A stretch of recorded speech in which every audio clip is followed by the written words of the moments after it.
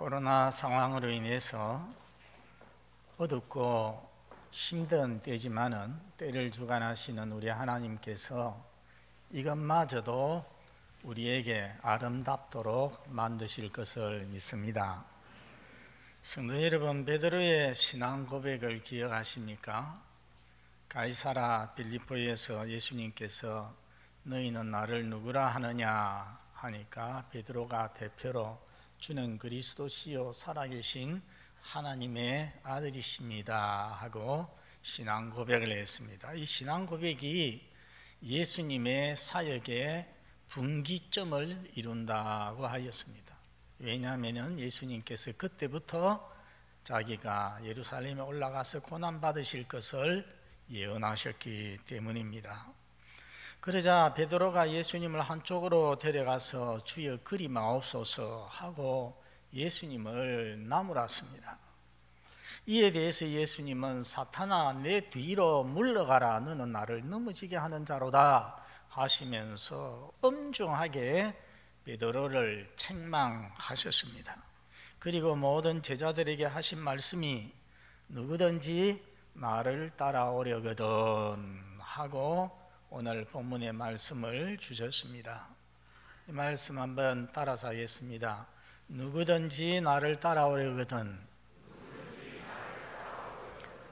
오늘 설교 제목입니다.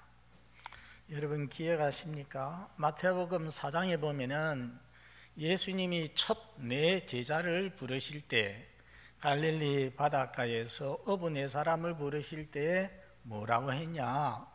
나를 따라오너라 하고 말씀을 했습니다. 또 마태복음 9장에 보면은 가버나움 세관에 앉아있는 세리 마태를 보시고도 뭐라고 했습니까? 나를 따르라 했습니다. 그리고 오늘 본문에도 누구든지 나를 따라오려거든 하고 말씀을 합니다. 따른다는 말이 당시에 무슨 의미를 가졌겠습니까? 그것은 제자가 된다는 말입니다. 나를 따르라 하는 것은 내 제자가 되어라는 말씀이죠. 이게 조금 이상한 것은 오늘 예수님께서 누구에게 이 말씀을 하고 계시느냐? 12 제자에게 말씀을 하고 계십니다. 12 제자는 이미 예수님을 따른 사람 아닙니까? 이미 예수님의 제자가 되어 있지 않습니까? 그런데 그들을 보고서 아직 제자가 되지 않은 것처럼 누구든지 나를 따라오려거든 이렇게 말씀을 하시고 계신다는 것입니다. 여러분 이것이 무슨 의미가 있겠습니까? 이것은 겉으로만 사람 보기에만 예수님을 따르는 것이 아니라 예수님의 진정한 제자가 되려면 하는 그런 뜻을 가지고 있습니다. 여러분 예수님 당시에 누구의 제자가 된다는 것은 오늘날 저 사람 내 제자다 하는 것과는 완전히 달랐습니다. 이번에 나온 천국의 비밀 18번 설교 서론에서 저는 랍비 예수라는 책을 언급을 하였습니다. 랍비 또는 라바이는 유대인의 선생, 교사를 의미하는 말입니다. 지금도 유대인 사회에는 이 랍비라는 말을 사용을 합니다. 예수님의 제자들도 또 무리들도 예수님을 보고서 선생님, 주여 할 때도 있지만은 선생님, 랍비요 이렇게 부른 적이 많이 있습니다. 예수님도 랍비였다는 것입니다. 랍비의 가장 큰 임무가 무엇이냐 하면은 사람들을, 대중들을 가르치는 것이고 그리고 자기의 가르침을 계승할 후계자, 곧 제자를 양성하는 것이었습니다. 어떤 사람이 랍비의 제자가 되려면은 그 랍비 문화에 들어가서 수년간 랍비의 지도를 받아야 했습니다. 요즘처럼 학교에 등교했다가 오후에는 집으로 돌아오고 또 그 다음날 아침에 학교에 가고 그렇게 하는 것이 아니었다는 것입니다. 랍비와 함께 살면서 랍비의 종이 되어서 랍비를 섬기고 랍비가 어디로 가든지 동행하면서 그 랍비의 가르침과 삶을 배우고 본받음으로 마침내 마지막에는 그 랍비와 같이 되는 것, 그것이 그 제자됨의 예수님의 따름의 의미였습니다. 생각해 보면은 우리 예수님의 제자 교육 방법도 꼭 그랬습니다. 12 제자를 택해서 그 제자들과 3년 동안 동고동락하면서 그리고 예수님께서 가르치시고 삶의 본을 보여주시고 그리고 훈련을 시켰습니다. 그 예수님께서 마태복음 10장 25절에 제자가 그 선생 같으면 족하도다 하는 말씀을 했습니다. 제자가 그 선생같이 되면은 만족스럽다는 것입니다. 이것이 제자 훈련의 마지막 목표입니다. 내 제자가 내처럼 되는 것, 그게 제자 훈련의 마지막 목표죠. 한번 따라서 하겠습니다. 제자는 그 선생 같아야 한다. 예, 그 말씀을 우리 각자에게 적용을 하면 어떻게 되겠습니까? 나는 예수님처럼 되어야 한다. 나는 예수님 같아야 한다로 고칠 수가 있습니다. 성도 여러분, 우리 주님이 우리에게 원하시는 것이 이것입니다. 우리가 그저 예수 믿고 구원받기만 원하시는 것이 아니라 교회 다니고 예배 드리는 사람만 되어지는 것이 아니라 우리가 훈련을 받고 또 스스로 자신을 훈련해서 예수님을 닮아가는 것, 예수님처럼 되는 것, 이것이 우리 주님께서 우리에게 원하시는 것입니다. 여러분, 사도행전 11장에 보면은 거기 안디옥 교회, 첫 이방인 교회 안디옥 교회가 나오죠. 거기 보면은 바나바와 바울이 안디옥 교회 그 세 가족들을 1년 동안 가르쳤는데, 그런데 그 주변에 있는 예수 안 믿는 사람들이 안디옥 교회 성도들을 보고 별명을 붙였습니다. 크리스찬, 그리스도인이라고 별명을 붙였습니다. 그래서 기독교인, 그리스도인이라는 말이 거기에서 처음 시작이 되었습니다. 무슨 말입니까? 그리스도와 같은 사람, 그리스도를 닮은 사람, 작은 그리스도라는 뜻입니다. 그래서 우리가 알 수 있는 것은 그 당시 안디옥 교회 성도들은 참된 진정한 예수님의 제자가 되었더라는 것입니다. 성도 여러분, 여러분 마음속에 예수님의 진정한 제자가 되고 싶은 열망이, 소원이 있습니까? 그저 교회 다니고 예배 드리는 수준을 넘어서 저 안디옥 교회 성도들처럼 예수님 닮고 싶고 예수님처럼 살고 싶은 소원이 여러분에게 있습니까? 오늘 성령께서 여러분에게 그런 마음, 그런 소원 주시기를 기원합니다. 전에 우리 교회 새생명 축제에 오셨던 온누리교회 윤형주 장로님, 그분은 나의 노래 우리들의 이야기라는 책을 썼는데 거기에 보면은 13살짜리 아들 희원이를 데리고 미국 유학을 갑니다. 유학을 보내는 거죠. 장로님이 따라갔습니다. 내일이면 어린 아들을 기숙사에 홀로 두고 한국으로 돌아와야 되는데, 그런데 그 마음이 아프고 망감이 교차합니다.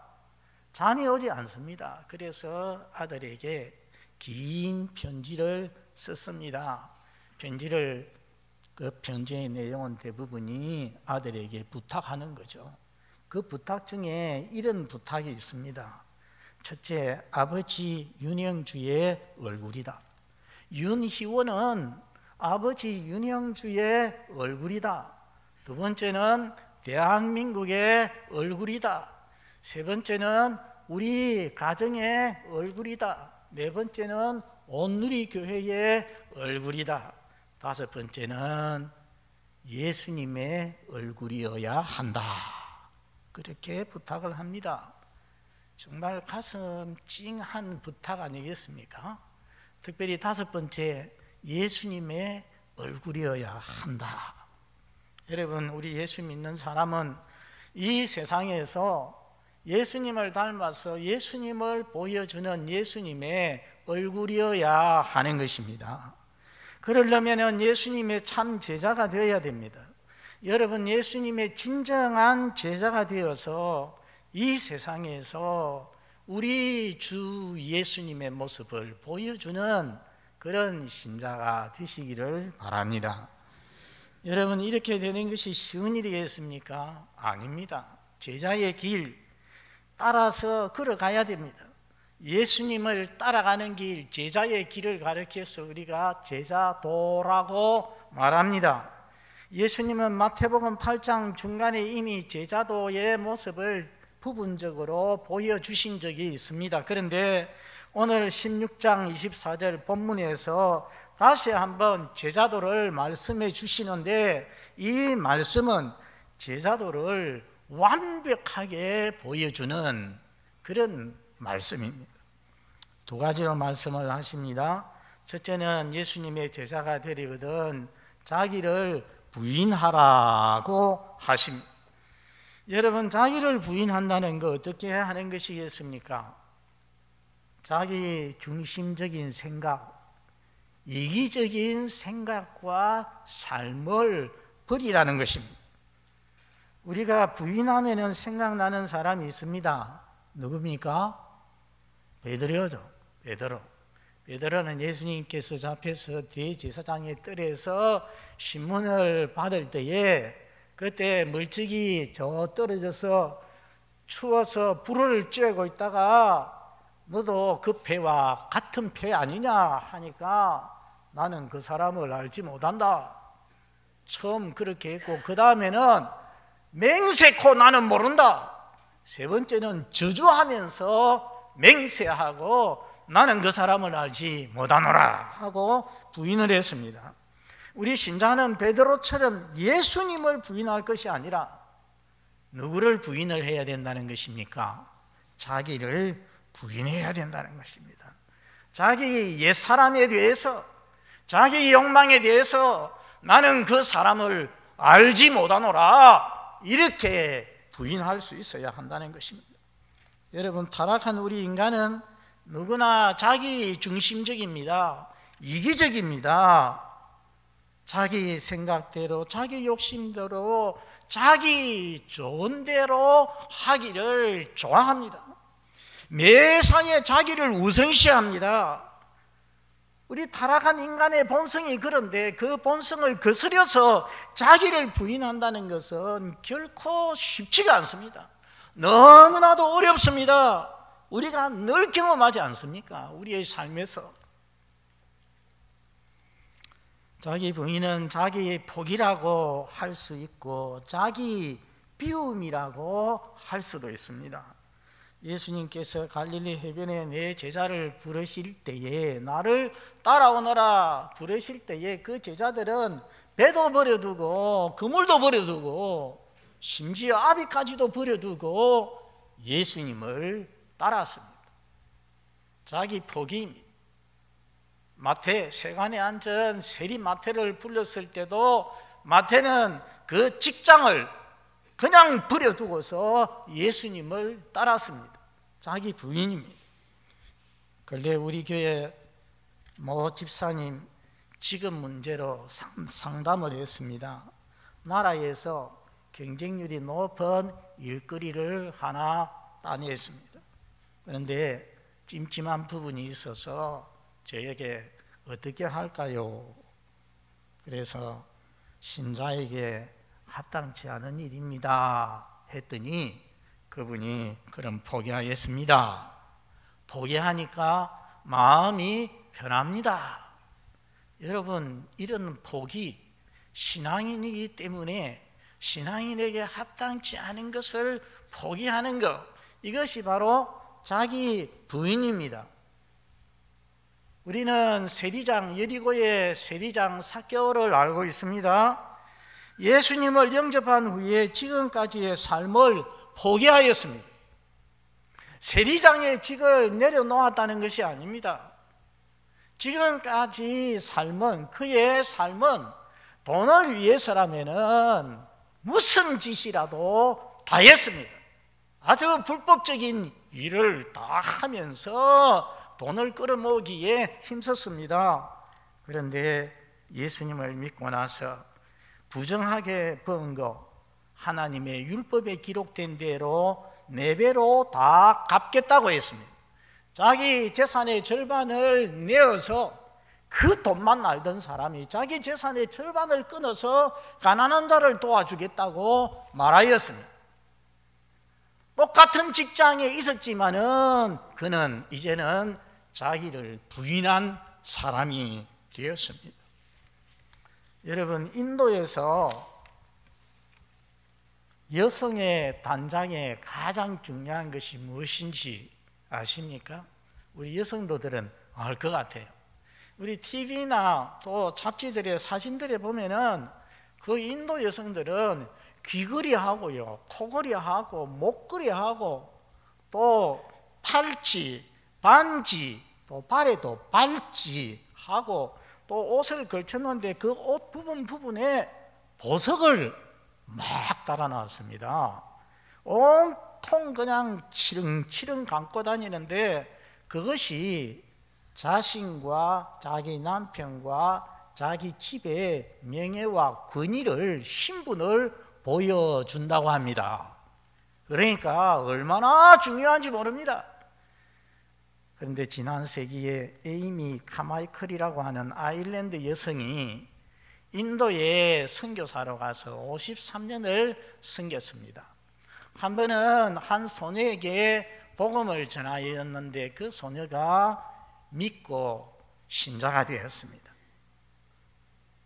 보석으로 온 몸을 치장한 그녀에게 이제는 예수님이 너의 보석이다 하고 선교사님이 말씀해 주었습니다.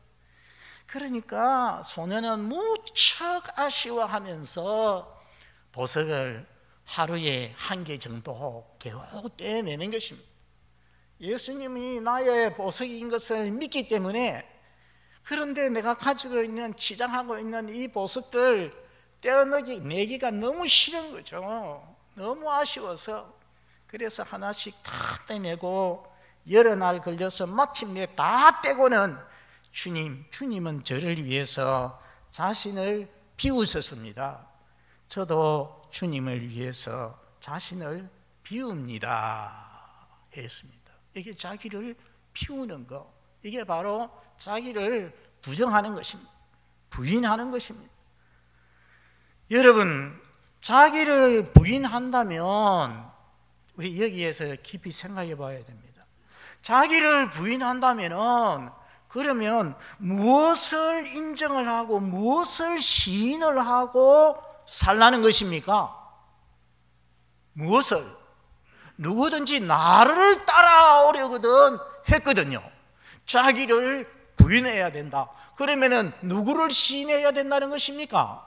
예수님을, 선생 되신 예수님을 시인하고 인정하고 살아야 한다는 것입니다. 따라서 합시다. 자기 부인, 예수님 시인. 이게 바로 제자돈. 자기 부인하고 이제는 예수님을 내 삶에서 시인하는 것입니다.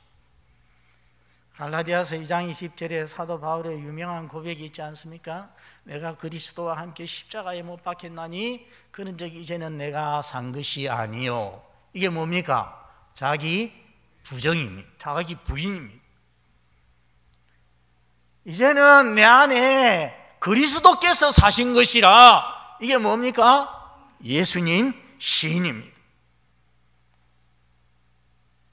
요한일서 2장 6절을 한번 같이 읽어보겠습니다. 요한일서 2장 6절 앞에 시작. 그의 안에 산다고 하는 자는 그가 행하시는 대로 자기도 행할지니라. 예수님 안에서 산다고 하는 사람은 예수님이 그러시는 대로, 예수님이 행하시는 대로, 예수님이 사신 대로 자기도 행할지니라, 살아야 할지니라고 말씀을 했습니다.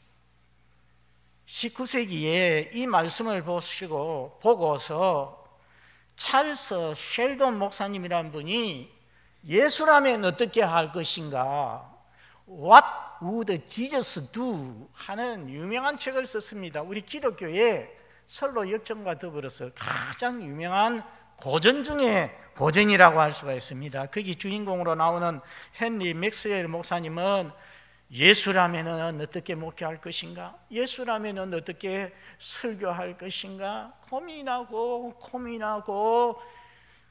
기도하고 결단하고 그러면서 그분의 목회가, 설교가 변화되기 시작을 했습니다. 그리고 그분은 자기 교회 성도들 중에서 앞으로 1년 동안 예수라면 어떻게 할 것인가 이렇게 살기로 결심하는 사람들 다 모아가지고서, 그래서 그분들하고 하나님 앞에서 서약을 하고 뜨겁게 기도를 하고 실천을 합니다. 자연히 성도들의 삶에서 여러 가지 충격적인 일들이 일어나는데 그것을 기록한 것이 바로 예수라면 어떻게 할 것인가 라는 책의 내용입니다. 성도 여러분, 생각해 보면 우리 신자가 이 세상에서 죄짓고 추잡해지고 초라해지는 것, 욕 듣고 빛과 소금의 삶을 살아가지 못하는 것, 다 자기를 부인치 못하고 자기 자신에 대한, 자기 욕망에 대한 집착을 부인하지 못하기 때문이 아니겠습니까? 여러분, 어중간한 신자가 아니라 주님의 진정한 제자가 되기를 원하십니까? 오늘 자기를 부인하고 주님을 시인하시기를 바랍니다. 예수님이라면 어떻게 살까? 예수님이라면 내가 하는 일 어떻게 하실까 생각하면서 주님께서 깨달음을 주시는 대로 살아가시기를 바랍니다. 두 번째, 예수님의 제자는 자기 십자가를 지고 예수님을 따라야 한다고 했습니다. 여러분, 십자가를 진 사람이 어떤 사람입니까? 십자가를 진 사람, 그 사람은 십자가 형벌을 받은 사람입니다. 십자가 사형 언도를 받은 사람입니다. 십자가에 죽어야 될 사람입니다. 일반적인 사형, 우리가 알고 있는 총살형이나 무슨 교수형이나 또는 참수형이나 이런 것들은 죄수가 형장까지 가서 거기서 사형을 당하는데, 십자가 형벌의 특징은 무엇이냐면은 사형 언도가 내리면은 그 십자가형을 받은 사람이 자기가 못 박힐 십자가를 지고서 사형장까지 가야 된다는 것입니다. 그래서 우리 예수님도 빌라도 총독에게 사형 선고를 받고 안토니아 성체라는 곳에서 십자가를 지고 800m가 되는 비아 돌로로사, 고난의 길이라고 하는 그 길을 걸어서 형장인 골고다까지 갔습니다. 여러분, 십자가 형벌에 두 가지 큰 특징이 있습니다. 하나는 고통입니다. 고난입니다. 사형 선고를 받고 나면 많은 채찍질을 당하게 됩니다. 많은 채찍질로 인하여서 기진맥진한 몸으로 그때부터 무거운 십자가를 지고서 형장까지 가야 되는데 그게 보통 일이 아닙니다. 예수님이 쓰러지고 또 쓰러졌다고 하지 않습니까? 그리고 형장에 이르면은 그 자기가 지고 온 십자가에 두 손과 두 발, 그 맨살에 대못을 박아서 십자가에 고정이 되는데, 생각해 보면은 한쪽만 못을 탁 친다 해도 혼절 안 하겠습니까? 보통 사람 같으면 혼절합니다. 그리고 십자가가 세워지고 태양 아래서 하루 내지는 이틀 동안 서서히 그 안에 있는 몸 안 속에 있는 모든 수분이 피가 빠지면서 말라서 죽게 되는 거죠. 그 죽는 시간 동안에 사람의 이 의식이 갔다가 왔다가 사실은 죽었다가 살았다가 수없이 반복을 하는 것입니다. 모든 고통을 남김없이 맛본 후에 죽었습니다. 그 당시에 가장 고통스럽고 잔인한 사형법이었습니다. 또 하나의 특징은 수치와 모욕이었습니다. 십자가형이 선고되면 그때부터 온갖 조롱과 멸시, 그래서 우리 예수님에게도 침을 뱉고 가지를 가지고서 머리를 치고 사람들이 그렇게 했죠. 십자가를 지고 갈 때도 주변에서 많은 사람들이 조롱을 하고 십자가에 달려서 죽기까지도 많은 사람들이 막 찢고 까부는 것입니다. 온갖 희롱을 하는 것입니다. 요컨대 십자가를 지고 가면 고통과 수치를 의미하고 마지막에는 죽음을 의미하는 것입니다. 여러분, 자기를 부인한 대표적인 사람이 사도 바울이지만은 자기 십자가를 지고서 예수님을 따른 대표적인 사람도 사도 바울입니다. 그가 3차 전도 여행을 마치고 배를 타고서 예루살렘으로 올라가는데 밀레도라는 곳에 내려서 에베소 장로들을 불러가지고 그들에게 마지막 설교를, 고별 설교를 하는데 그게 뭐라고 했느냐 하면은 내가 받은 사명을 마치려 하면은 나의 생명을 조금도 귀한 것으로 여기지 아니하노라 하였습니다. 십자가 진 모습이죠. 그리고 또 배를 타고 마지막으로 팔레스틴에 그 유대 땅에 가이사랴 항구에 도착을 했습니다. 거기서도 많은 사람이 예루살렘에 올라가면 죽습니다 하고 만류했지만은 그때 뭐라고 했느냐? 사도행전 21장 13절 앞에 보시고 한번 읽어봅니다. 시작. 나는 주 예수의 이름을 위하여 결박당할 뿐 아니라 예루살렘에서 죽을 것도 각오하였노라.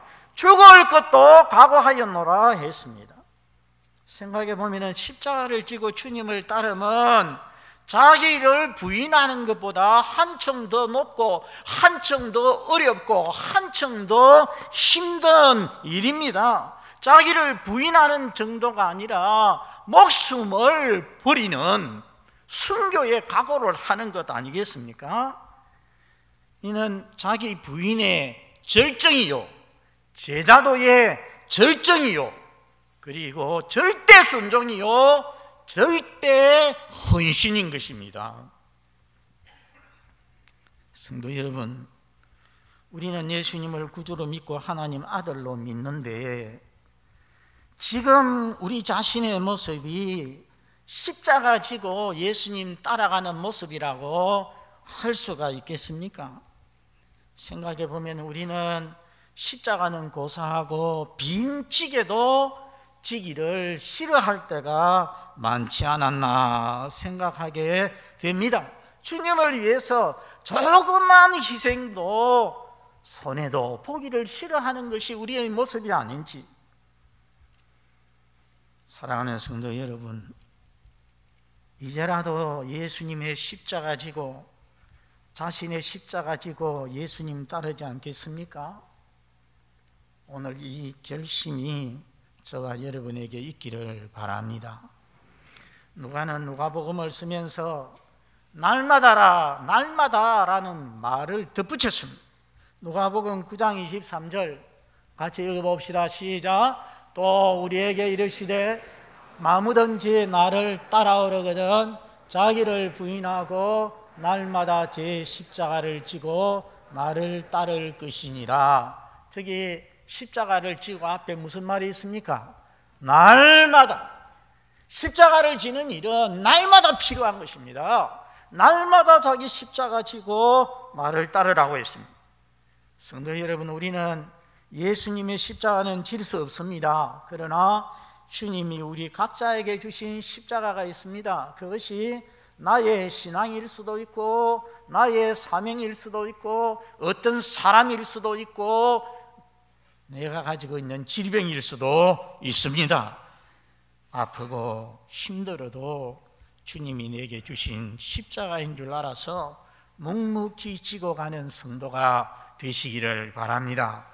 말씀을 맺습니다. 오늘 예수님의 말씀, 진정한 제자도를 우리에게 보여주셨습니다. 베드로와 제자들은 예수님을 따르면서도 때가 되면은 예수님이 왕이 되면 우리 한 자리 차지할 것이라는 이런 이기적인 욕망을 가지고 장밋빛 환상을 가지고서 예수님을 따르고 있었습니다. 그래서 예수님이 고난을 예언하자 베드로가 펄쩍 뛰면서 주여 그리 마옵소서 하지 않았습니까? 그런데 그것은 지금의 이런 모습은 예수 제자도의 길이 아님을 주님께서 오늘 말씀하셨습니다. 자기를 부인하고 자기 십자가를 지고서 주님을 따르는 것이 진정한 예수 제자의 길임을 말씀해 주셨습니다. 그리고 예수님 자신이 본을 보여주셨습니다. 우리 예수님은 하나님이시지만은, 하나님과 동등이시지만은 하늘의 영광과 권세를 다 내려놓으시고 다 비우시고 우리를 위해서 사람이 되셨고 우리 죄를 위해서 십자가를 지고서 가셨습니다. 여러분, 자기 부인과 자기 십자가를 지고 가는 일이 너무나도 힘들고 어려운 일이지만은, 그러나 그 높으신 하나님이신 우리 주 예수님께서 자기를 부인하고 십자가를 지고서 갔다는 것을 우리가 알고 믿을진데 우리도 얼마든지 그렇게 할 수가 있는 것입니다. 우리 모두 이 마지막 시대에 주님의 제자로 부름을 받았습니다. 자기를 부인하고 자기 십자가를 지고서 따르는, 주님을 따르는 진정한 주님의 제자들이 다 되기를 바랍니다. 여러분, 오늘 말씀은 그냥 우리가 마감을 할 수가 없습니다. 오늘 이 말씀을 전하는 저도 정말 이 말씀을 전하는 것보다 더 중요한 것은 실천하는 것이고, 오늘 말씀을 듣는 여러분들도 이 말씀에 순종하지 못하면 말씀 들을 아무 소용이 없는 것입니다. 우리 간절히 하나님 앞에 1, 2분 동안 주님, 저는 주님을 따르고 있지만 자기를 부인하지도 못하고 자기 십자가를 지지도 못하고 이제 그 주님을 따른 것 같습니다. 주님, 제 남은 생에 자기를 부인하고 자신의 십자가 지고 주님을 따르겠습니다. 진정한 제자 되겠습니다. 우리 간절히 한번 통성으로 기도하시겠습니다.